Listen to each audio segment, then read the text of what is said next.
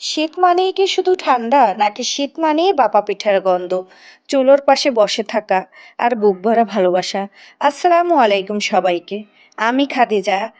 আজ আমি আপনাদের নিয়ে যাব একদম শীতের ভিতরে, যেখানে দোয়া ওঠা বাপা বলি পিঠা আছে, আছে নরম কথা, আর আছে মন ছুঁয়ে যাওয়া কিছু অনুভূতি।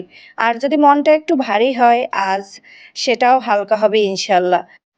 চলো শুরু করি বাপাপুলি পিঠার সাথে শীতের গল্প।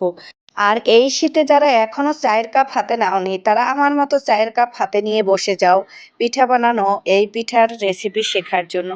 প্রথমেই আমি এই পুলি পিঠার জন্য পুর তৈরি করব। আমি যেভাবে পুরটা তৈরি করি সেটাই তোমাদের সাথে শেয়ার করব। এখানে কিন্তু চালের গুঁড়া রেখেছি, এটা কি কাজে ব্যবহার করব সেটা পরে জানাবো।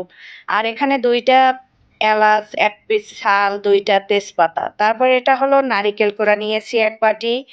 এটা নিয়েছি হলো চীনাবাদাম, তা ভেজে তারপর একটু গুঁড়ো করে নিয়েছি, আর কি আদা থাতলানো করে নিয়েছি। আর এই যে খেজুরের গুড়, সেটা বাটালি, সেটাও গুঁড়ো করে নিয়েছি ভেঙে। এই ছিল আজকের উপকরণ। এখন আমি কিভাবে এটা তৈরি করব, একের পর এক কিভাবে ব্যবহার করব সেটা আপনাদের সাথে শেয়ার করব। সবাই আমার সাথে থাকুন, ভিডিওটি কোনো প্রকার স্কিপ করবেন না। আমি এখানে একটি সসপ্যান বসিয়ে দিয়েছি।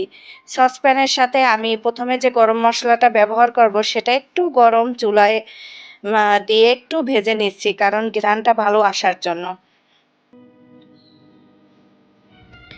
এই যে এটা ভাজা হয়ে গেছে, একটা ঘ্রাণ আসতেছে, আপনারা হয়তো বা টের পাচ্ছেন না, কিন্তু আমি তো টের পাচ্ছি। আর নারিকেল কোড়া দিয়েছিলাম, সেই নারিকেল কোড়া দিয়ে নেড়ে চেড়ে নিলাম। শীত আমার কাছে মানে খুব বেশি কিছু না, 1 কাপ গরম চা। আমি কিন্তু সকাল সন্ধ্যা চা খাই, সেজন্য চায়ের কথাই বারবার চলে আসে। চা খেতে খেতে এই পিঠার রেসিপিটা দেখে নেবেন এবং শিখে নেবেন। এভাবে আমার মতো একটু বাসায় ট্রাই করবেন, দেখবেন কতটা মজার হয়। এ পর্যায়ে আমি খেজুরের গুড় দিয়ে দিয়েছি। সবটা দিয়ে দিইনি, একটু আ বাটিতে রেখে দিয়েছি। সেটা পরে দেব। আবার নেড়েচেড়ে দেখতেছি। এই যে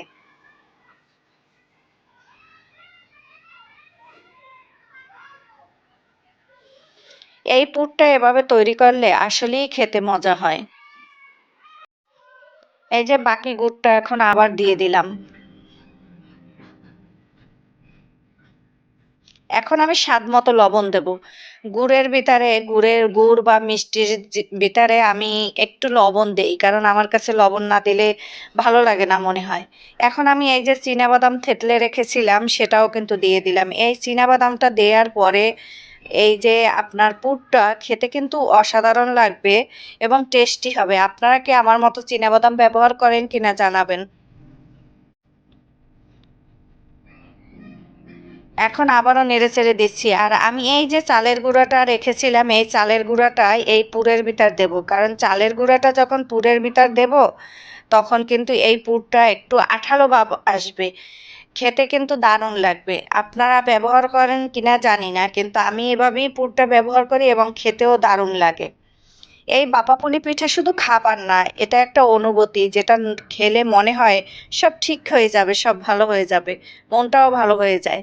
আর একটু সামান্য একটু পানি দিলাম ওই যে চালের গুঁড়াটা ওইটা সিদ্ধ হওয়ার জন্য, কারণ আমার গুড় যখন গলে গেছে তখন ওইটা ভালোভাবে সিদ্ধ হবে না, সেই জন্যই আমি করছি। আর নারিকেলের যে পানিটা থাকে সেটাও টেনে গেছে। আমি ভালোভাবে নেড়ে চেড়ে এপাশ ওপাশ করে আঠালো করে তারপর উঠিয়ে নেব। এটা শুধু আমার বাবা পুলি পিঠার জন্য পুর বানালাম। তারপরে কিন্তু আমি পিঠার প্রসেসে যাব। আপনারা কিন্তু সবাই থাকবেন।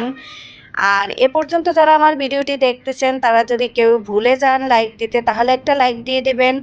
আর যদি ভুলে না যান তাহলে তো আলহামদুলিল্লাহ, অসংখ্য ধন্যবাদ। জানো, জীবনটাও এমন, ভিতরের পুরটা ঠিকঠাক থাকলে বাইরেরটা আপনা আপনিই সুন্দর হয়ে যায়। শীতে অনেকের মন ভারী হয়ে যায়, কেউ কাউকে মিস করে, কেউ পুরানো দিনগুলোকে। ছোটবেলায় এই শীতের দিনে আম্মা পিঠে বানাতো আর পাশে বসে বসে খেতাম, তখন কি যে মজা লাগতো। আর গ্রামের পরিবেশ খুব ভালোই লাগতো। এখন তো শহরে বসে পিঠা বানাই, দেখেন গ্যাসের চুলায় ঘরে বসে বানাই। আর এই পিঠাটা আমার মেজো মেয়ে খেতে চেয়েছে, ও আমার কাছে, আমি তো মা, আমি আবার বানিয়ে খাওয়াচ্ছি আমার মেজো মেয়ের, আবার সেইভাবে গল্পটা শুরু হবে মায়ের হাতের পিঠাটা। এখন আমার পুরটা হয়ে গেছে, এ পর্যায়ে আমি এই যে চালের গুঁড়া সিদ্ধ করব। আমি এখানে 4 কাপ চালের গুঁড়া নিয়ে নিয়েছি। এটা দিয়েই আমি এই পিঠাটা তৈরি করব। কিভাবে সিদ্ধ করব সেটাও আপনাদের সাথে শেয়ার করব।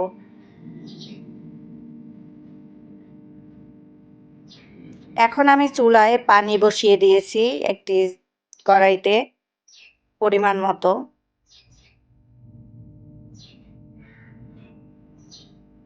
এখানে পরিমাণ মতো লবণও দিয়ে দেব যতটুকু লাগে। পানিটা বলক ওঠা পর্যন্ত একটু ওয়েট করেছি অফ ক্যামেরায়। পানিটা বলক উঠে গেছে। এখন আমি ওই যে 4 কাপ চালের গুঁড়া মেপে রেখেছিলাম সেটা দিয়ে দিলাম। দিয়ে এখানে একটা টিপস ফলো করবেন আপনারা। আমি তো এটা করি, এই যে দেখেন পিছন থেকে খুন্তির এরকম একটু ফাঁকা করে দিলাম। ওই ফাঁকা দিয়ে পানিটা উপরে উঠে উঠে যাবে একদম, পানিটা সারা জায়গায় ছড়াই যাবে। নাড়া দেওয়া যাবে না। চালের গুঁড়া নাড়া দিলে তলা লেগে যাবে। আপনাদের অনেকেই চালের গুঁড়া সিদ্ধ করতে গেলে পাতিলের তলায় লেগে যায়। এভাবে করবেন, কখনো পাতিলের তলায় লেগে যাবে না। এই যে ঢাকনা দিয়ে রাখার পর পানিটা উপরে উঠে চারদিকে ছড়িয়ে গেছে এবং ভিতরটা সিদ্ধ হচ্ছে চালের গুঁড়ার। এটা কিন্তু একটা টিপস কিভাবে চালের গুঁড়া সিদ্ধ করা হয়, হাঁড়িতে না লেগে যায় সেজন্য। এখন আমি কতক্ষণ পর 5 মিনিট দমে রাখার পরেই আমি এখন নেড়েচেড়ে দিচ্ছি। আবার একটু সময় দমে রাখবো, চুলাটা একদম ডিম করে অল্প আঁচে দিয়ে আবার 5 মিনিট দমে রাখবো। এভাবে আপনারা আটা সিদ্ধ করবেন, কখনো পাতিলের তলায় লেগে যাবে না বা পুড়ে যাবে না। অনেকে আটা সিদ্ধ করতে গেলেই পুড়ে যায়। 5 মিনিট পর ঢাকনা উঠিয়ে আমি দেখতেছি, দেখেন আমার আটাটা কিন্তু একদম সিদ্ধ হয়ে গেছে। আমি নেড়েচেড়ে দেখলাম।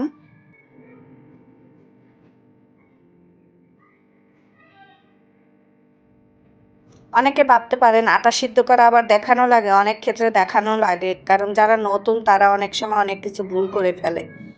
এখন আমি একটা প্লেটে বা বড় ছেনিতে নিয়ে নিলাম এই চালের গুঁড়া।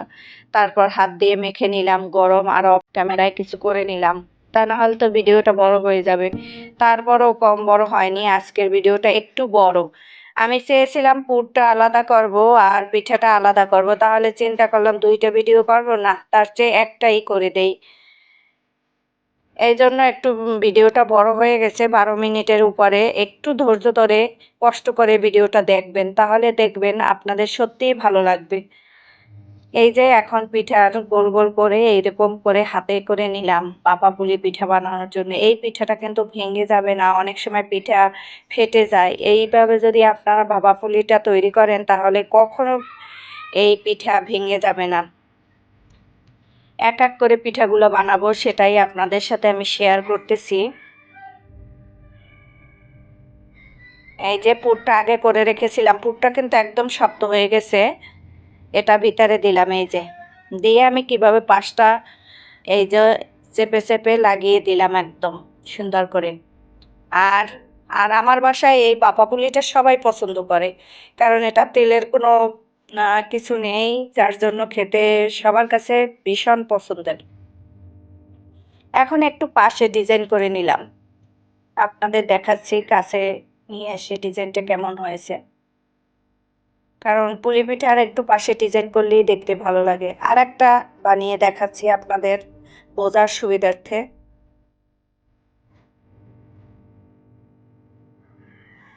এই যে এটা একটু অন্যরকম দিলাম।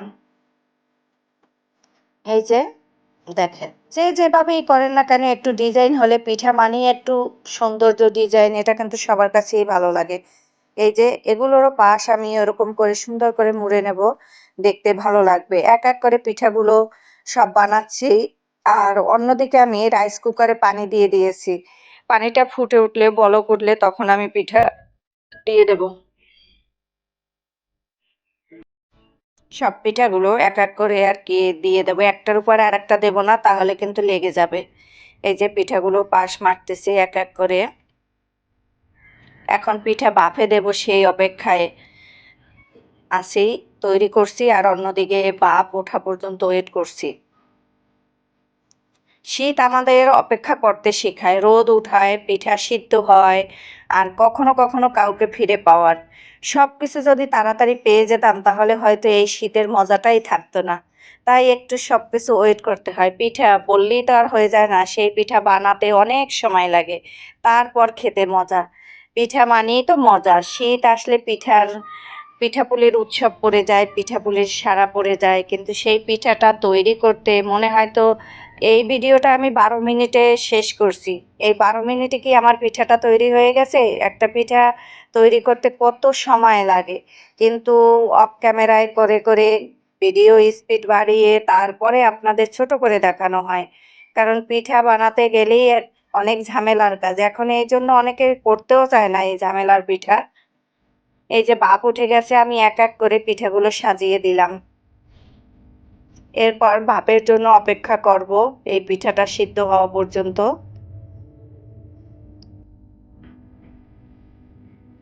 দেখো পিঠাগুলো কত সুন্দর হয়েছে। একদম নরম, গরম আর মায়া ভরা।